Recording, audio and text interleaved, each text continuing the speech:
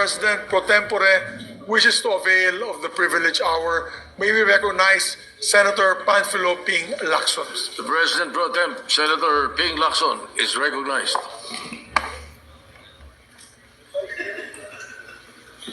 Thank you, Mr. President. Mr. President, distinguished Majority Leader, thank you for allowing me to have the floor on a matter of personal and collective privilege.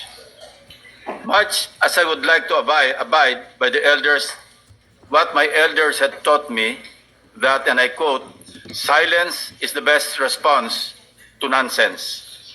I'm constrained to take the floor to set the record straight and correct the prevarications spewed on this very floor by one of our colleagues, namely Senator Rodante Marcoleta. While in his two recent privilege speeches, he mostly referred to this representation as the BRC chairman, in my manifestation today, I will refer to him by his name. Like on many past occasions, I could have effortlessly dismissed Senator Marcoleta's statements as I refuse to dignify his ego-driven provocations. But when the attacks shift from professional to obsessively personal, I must shut the whole political circus down, firmly, completely, and without ambiguity.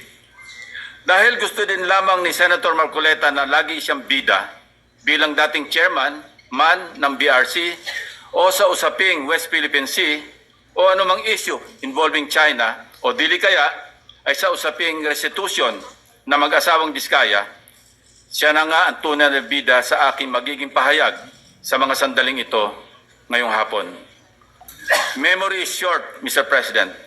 With that said, and with your indulgence, let me refresh our memory on the historical background of the animosities, or shall I say, why the gentleman from Tarlac and Pampanga, Senator Rodante Marcoleta, has become so obsessed with tagging and bad-mouthing this representation, as he has become obsessed with defending China in many fora, like in the confirmation hearing of 35 senior officers of the Armed Forces of the Philippines, but especially when he interpellated our distinguished colleague from the majority bloc, Senator Francis Kiko Pangilinan, when he sponsored and defended Senate Resolution number 37 last February 2.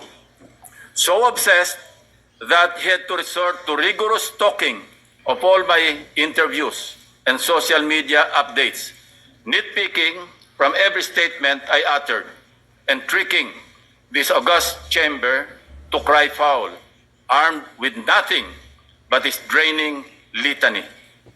Since Senator Marcoleta apparently knows every word I say in my media interviews and every move I make in this chamber, napilitan akong balikan ang napakaraming pagkakataon na ako ay naging paksa ng kanyang mga personal na atake. Perhaps, Mr. President, it started when this representation inquired about Senator Marcoleta's hilaw interpretation of Senate rules relative to his motion to dismiss in the impeachment case against Vice President Sara Duterte last year. Thus, on August 6, 2025, I manifested my inquiry regarding Senator Marcoleta's arguments calling for the dismissal of the impeachment case against Vice President Sara Duterte using Section 135 of the Senate Rules. I highlighted that nowhere in our rules can we find a provision on a motion to dismiss, nor is there a suppletory application of the rules of court and other references like the Riddick's Manual, etc., to accommodate such a motion. I merely raised a parliamentary inquiry into how we can deal with the said motion to dismiss an impeachment case, given that we were then constituted as a legislative body in plenary session and not as an impeachment court. It was supposed to be a simple parliamentary inquiry from what I considered then, and I quote, medyo hilaw na interpretation ng ating Honorable Marcoleta, unquote.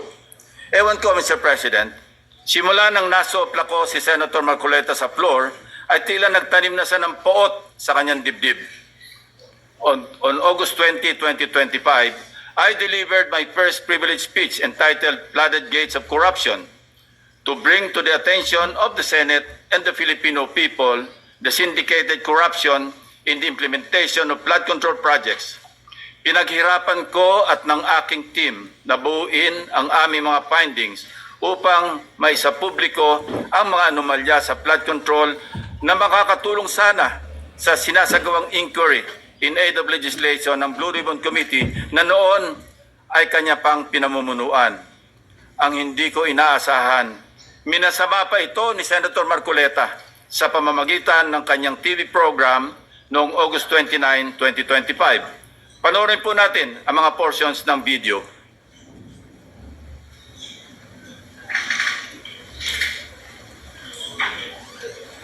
Ngayon, isang major committee yung Blue Ribbon, bawal na yung gagawa ka pa ng sarili mong pagpapahayag. Lalong-lalo na kung doon sa pagpapahayag mo, parang uulitin mo yung mga bagay na dapat sana doon na ihayag doon sa naunang pagtalakay. Para may sarili kang expose, may sarili kang rason. Oo, Isang major committee. hindi dapat na ginawa pa yun. Kumbaga, kalabisan na yun. Sa tuntunin kasi, bawal na Lalo yun. na kung doon sa pagpapahayag mo ay parang uulitin mo yung mga bagay na dapat sana ay doon na ihayag sa naunang pagtalakay. Hindi dapat ginawa pa yun. Kumbaga, kalabisan na yun. Sa tuntunin kasi, bawal na yun. Yan ang sinasabi ng isang taong nakasalamin sa hating gabi. Na yung nag-epal siguro. Yun ang pasikat, di ba? Yan ang sinabi niya, Mr. President. Mr. President, tulad ng kanyang motion to dismiss, nag-imbento na naman ng hilaw na rule si Senator Marcoleta. Kahit pagbali-baliktarin natin ang rules of the Senate, walang nagbabawal sa kahit sinong senador na magpahayag sa pamamagitan ng privilege speech kahit tinatalakay na sa komite ang paksa tulad ng flood control. May natapakan po ba akong ego sa aking privilege speech na naglahad sa kauna-unahang pagkakataon ng mga konkretong ghost at substandard flood control projects? May nasagasaan po ba akong pride sa pagpapangalan sa mga sangkot sa anomalya na sina Bryce Hernandez, Henry Alcantara at iba pang personalidad sa kauna-unahang pagkakataon? If yes, I refuse to apologize and feed on Senator Marcoleta's ego and pride. On September 9 last year, after the leadership change and subsequent reorganization of Senate committees, including the Blue Ribbon Committee with me as its chairman, hindi na lalo nakamove on si Senator Marcoleta.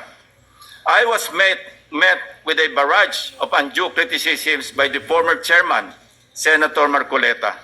Much of it characterized by a profound lack of respect for both this representation and the Blue Ribbon Committee.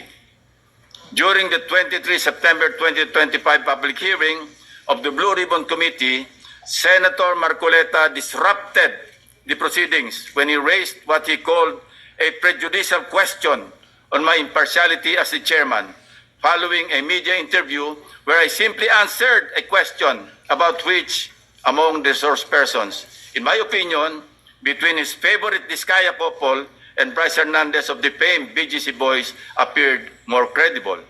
Siguro, nakakalimutan na ni Senator Marcoleta ang cases assigned for reading nung nasa law school pa siya.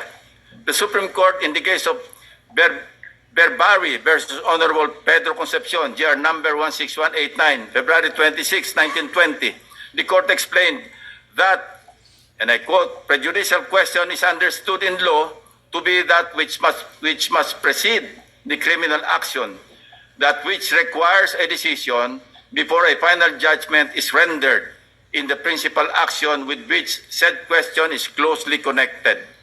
Not all previous questions are prejudicial, although all prejudicial questions are necessarily previous. Hindi ko na nga siya pinatulan sa issue na yon para hindi ma-disrupt ang pagdinig kahit mali-mali dahil sa pagsasaalang-alang sa kanya bilang isang abogado na dapat ay alam niyang applicable lamang ang prejudicial question sa mga criminal cases. Well, dapat.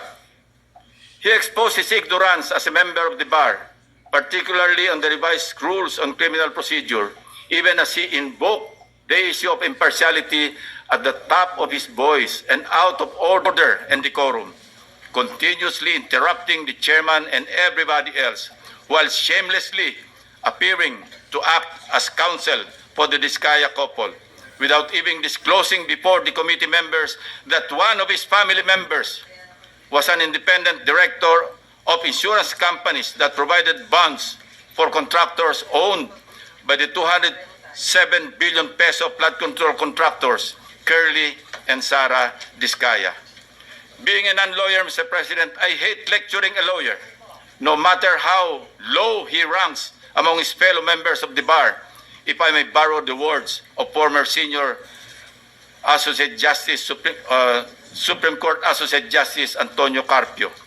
Since he is now asking for it, I also thought, as lawmakers, we may as well be educated in this regard. So, let me state for the record the following. Under Rule 111, Prosecution of Civil Action, Section 7 of the Revised Rules on Criminal Procedure, the elements of a prejudicial question are A, the previously instituted civil action involved an issue similar or intimately related to the issue raised in the subsequent criminal action, and B, the resolution of such issue determines whether or not the criminal action may proceed. Kung may napansin ang mga manonood, ito ang naging asal ni Senator Marcoleta, which begged the question, why is Senator Marcoleta so protective of the Diskayas? This inquiry remains valid and grounded, and I can show you from the many occasions he stood for in support of the Diskayas. Let us watch.